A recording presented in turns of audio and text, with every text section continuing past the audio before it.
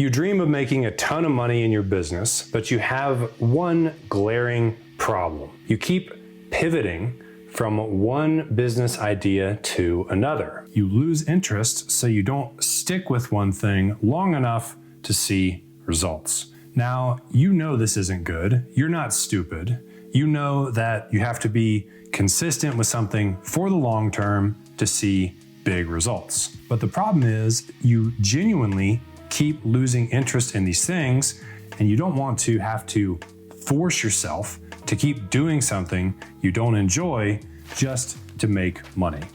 So, what do?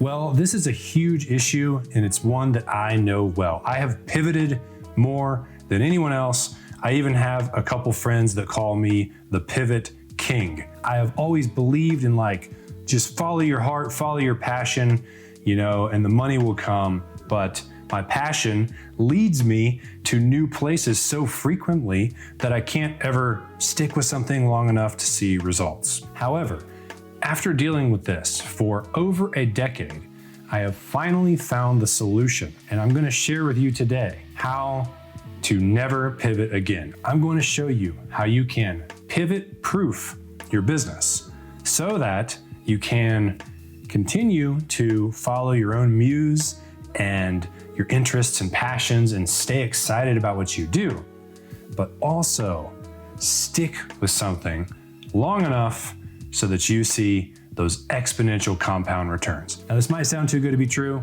but if you stick to the end, I promise you will be able to look at your business in a way that is pivot-proof forever from here on out. So I started out as an unhappy guy in corporate America. I was sitting in a cubicle working health insurance claims. After 3 years of that, I quit and got a job at a grocery store. There, I met a guy who flipped houses, and he taught me how to do it. And then I ultimately grew a house flipping business, and I acquired a rental portfolio. Then, like I always do, I got tired of flipping houses. I stopped doing that, and I pivoted into the coaching space. I started helping people buy their first rental properties. And I did that for a few years, built it up to doing 25 grand a month. I had a podcast that was getting over 1,000 downloads per episode. So I had just started to see that momentum that comes with sticking to something for years. But I had a big problem. I was so sick of coaching real estate. If I had to do the math on another freaking rental property, running the numbers, I was gonna puke. I had, however, fallen in love with the coaching business. I loved the online coaching space, and I even started to help some other people become coaches in different niches outside of real estate. So again, for me, the writing was on the wall. It's like, I gotta start helping people become coaches. It was time for another pivot, which was going to be great for my happiness and terrible for my bank account. Now, when I made that pivot, my podcast listenership went from over 1,000 downloads per episode down to 100. People that came for real estate left because they didn't want to be coaches. Why would they stick around? And even after that, I would pivot my offer within the coaches space to the point where even my own mom was like, what exactly do you do? I would build entire courses and products and be like, this is it, this is my thing, and then barely promote it or market it before I got tired of it or decided that another direction was better. And then those things that I put hours and hours into are just dead somewhere and nobody knows about them. So this has always been my number one issue, and I've always known it. There's basically two competing truths that are at play. Number one is that you do have to stick to something for the long term to see compound growth, to see success. And number two, humans are dynamic, evolving creatures. Our interests and our passions change, and they're always going to be changing. So in other words, you got to stick to something, but it's not natural to do so. The reason why this happens is because you are into personal growth. You keep reading books, you keep meeting new people who inspire you, you keep consuming more content, and you're always learning about a better way, a higher level understanding, a new vehicle that's going to help you get health, wealth, relationships, happiness, inner peace better than what you previously thought. And that's evolution. That's a good thing. And so you don't want to fight against that by staying niche down and just pretending like what you did in the past is the best thing ever and it's never going to change. So here's what to do to fix this problem where your interests evolve, but you also need to stick something. All right, let's talk about how to fix this. Now, if you had asked me this question even 3 months ago, I would not have had an answer for you. But as I sit here today, I have discovered the solution. This is the way to pivot-proof your business. This will work if you're a coach, consultant, a creator, maybe you sell done-for-you services, whatever. The solution is to center everything around your personal brand. Now, if you're not sure what a personal brand is, let's describe it. It is what you build online. The components of a personal brand include the content that you create on social media, the audience that you build there, the email list that you own, the brand recognition, like what do you have authority in, what are you known for, and really the level of trust that your audience has with you. So we've all been having coffee with a friend and they're like, oh, hey, do you know Melissa so-and-so? You should check her out. She's like an author and a YouTuber. She's got a really good book. She makes content about holistic health and parenting. I think you would really like her. Here, I'll text you her Instagram handle. And those things that people say about Melissa when she's not around are also part of her personal brand. Then you go on and you click that link and you see, oh, she's got 50,000 Instagram followers. She's got 20,000 YouTube subscribers. She's got 100 5-star reviews on her book. And then you see that social proof. That is also a big part of a personal brand. Now, Melissa, with that brand, can sell courses, coaching, memberships. She gets reached out to about sponsorship deals. She gets asked to speak at seminars. Her brand is the engine for her business. And you might be saying, I already knew that personal brands make money. Brian, you told me that you were going to teach me how they are pivot proof. So let's get into the good stuff. One key understanding about a personal brand is that it's really all about content. Everything is about content these days. That's why you can't go to the toilet without bringing your phone along. Content is what we all want, and we want more new content every day. Content is how you define your brand. It's what you become known for and how you stand out from everyone else. And when I was a real estate coach, I made the mistake of thinking that I had to create content that was only about real estate. Every single freaking podcast episode, YouTube video, post, it was all about real estate. And so as a result, the type of audience that I attracted was just people who want to invest in real estate. And that decision actually backed me into a corner where I could not pivot without destroying the business. If I knew what I know now, I would have centered the content around all of my interests. I would have built a personal brand around me and the journey I'm going on to optimize my life in all areas of health, wealth, relationships, happiness.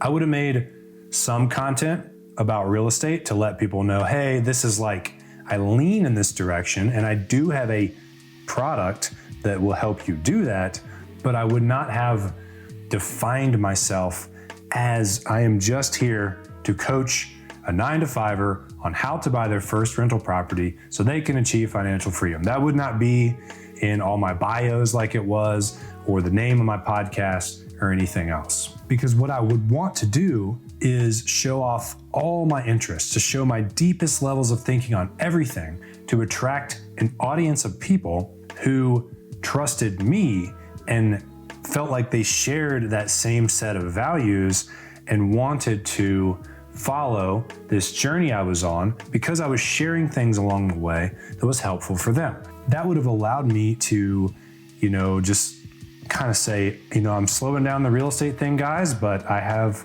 another product that I'll be releasing soon for anyone who's ever wanted to make a difference in the world, sharing their knowledge online as a coach.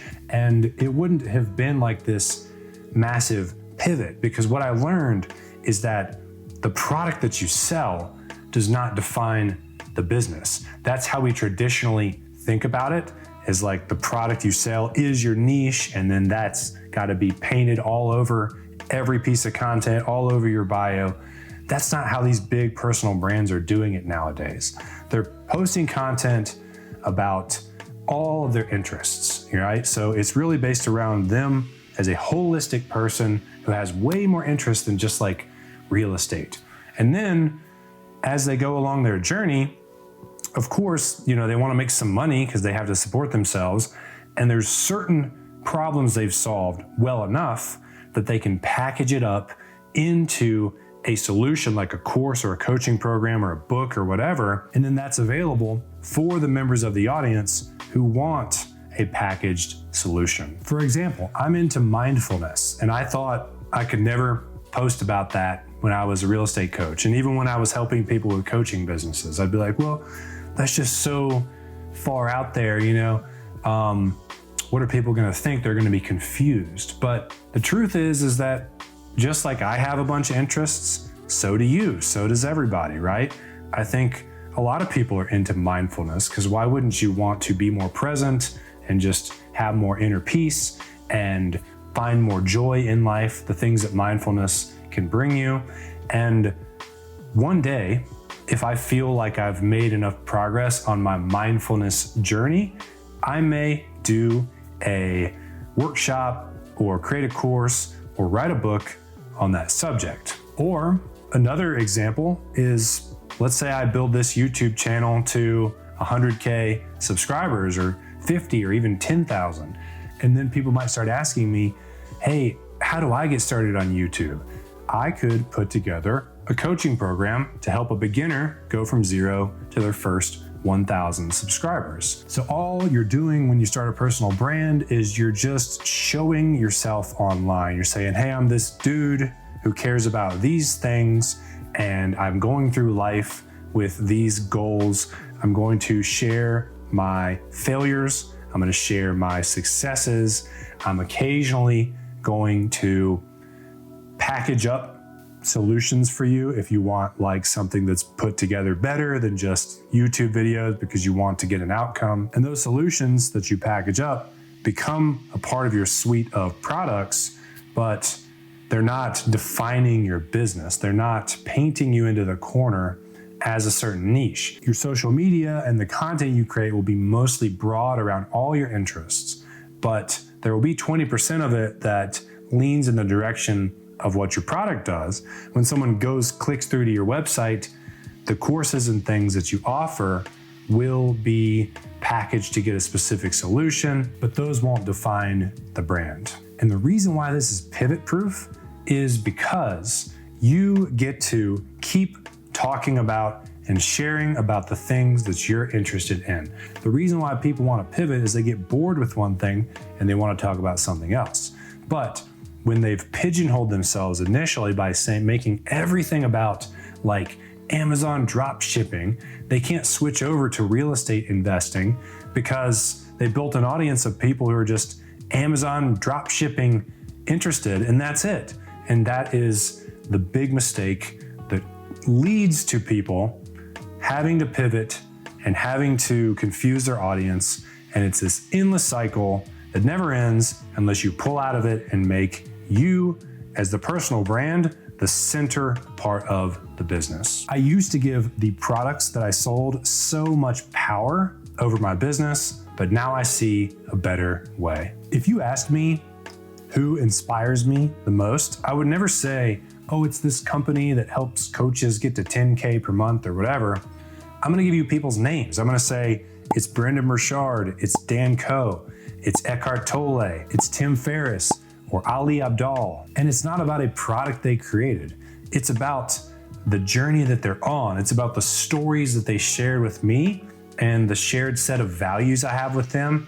I feel connected to those people, and they are building personal brands online that are dynamic and that can change along with what they are learning as they go through life. A personal brand is free of pivot danger. The business moves along with you because the business is you. There's no more holistic way to approach this and to solve this problem than making you as your own niche, your own category of one. Your personal brand is like the heartbeat of your business. And then the products are like a rotating cast of characters around the business that support it, but they do not define the business themselves. So I was recently part of a workshop taught by Dan Coe, and somebody asked him how he came up with the content system that he uses today. And his answer I will never forget.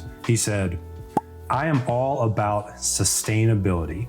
If I can't see myself doing something 10 years from now, then I will not do it for a single day." And this is the real power of a personal brand. It is sustainable because it is centered around you and your interests. So you'll never have to pivot. You'll never have to be pigeonholed to one niche. So as long as you're willing to continue to grow as a person and to turn around and tell us how it's going, the failures, the wins, what you've learned along the way, then you are free.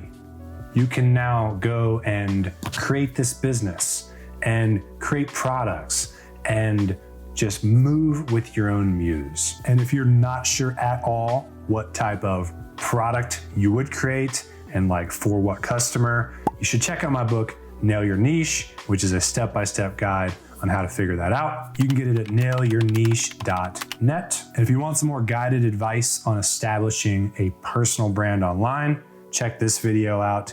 Thank you guys so much for being here. Please subscribe. I'll see you next time.